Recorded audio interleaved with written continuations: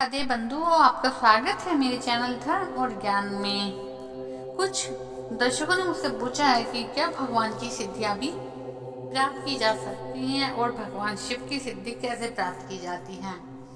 तो सबसे पहले आपको ये जानना चाहिए कि किसी भी भगवान को प्राप्त करना बहुत आसान नहीं होता। फिर हम भगवान को सिद्ध कैसे कर सकते हैं। लेकिन जब हम भगवान का नाम जाप करने के लिए पूजा पाठ करते हैं, उन्हें प्राप्त करने के लिए पूजा पाठ करते हैं, उसका फल हमें जीवन में कहीं ना कहीं प्राप्त होता है।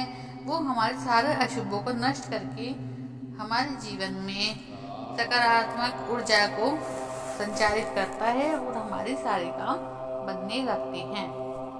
भगवान शिव की सिद्धियां प्राप्त करके करना ही क्या है। शिव जी तो एक लोटा जल की धार से प्रसन्न होने वाले देवता हैं।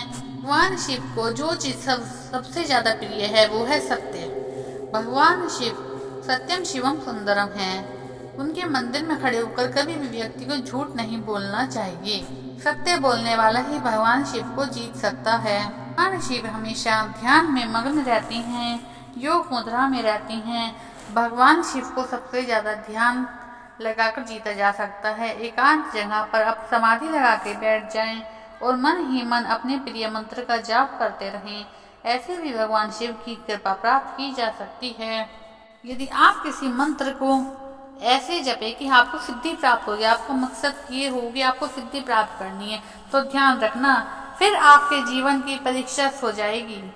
काल द्वार पर आकर खड़ा होगा और काल की परीक्षा के बाद ना कोई इच्छा रहती है और ना ही अभिलाषा रहती है। मन शांत और सरल हो जाएगा। उसके बाद ये प्रकृति, धर्म और अधर्म का चलन, कर्म भेद और ज्ञान द्वारा परीक्षा होगी जो प्राप्त होगा। यहाँ तक योग सिद्धि होगी। अंत में सबसे कठिन है हठ योग। इसमें प्राण तक जा सकते हैं। इसमें शरीर की परीक्षा होगी। हठ योग, ध्यान, समाधि, यह सब एक दूसरे से जुड़कर भी एक दूसरे से अलग हैं।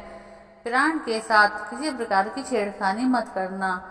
प्राण समान रूप धारण करता है, समान रूप में रहता है।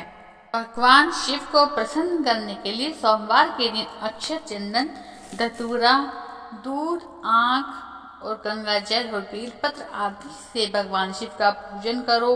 इससे भगवान शिव बहुत अधिक प्रसन्न होती हैं और शुभ आशीर्वाद देती हैं। घर में सुख, शांति और खुशहाली बनाए रखने के लिए सोमवार के दिन भोलेनाथ को घी, शक्कर और गेहूं के आटे से बना भोग लगाएं और फिर भगवान की आरती करें। ओम नमः शिवाय का मंत्र कितने दिन में सिद्ध हो जाता है। यदि 27 दिन तक लगातार ओम नमः शिवाय की एक माला जिसमें 108 मंत्र होते हैं प्रतिदिन की जाए तो तीर्थ दर्शन या एक ज्योतिर्लिंग के दर्शन का फल प्राप्त होता है। सामान्यतः यदि आप ओम नमः शिवाय के 108 मंत्र की 108 माला का जाप कर लेते हैं तो यह मंत्र सिद्ध हो जाता है और इसके चमत्कारी प्रभाव मिलने लगते हैं।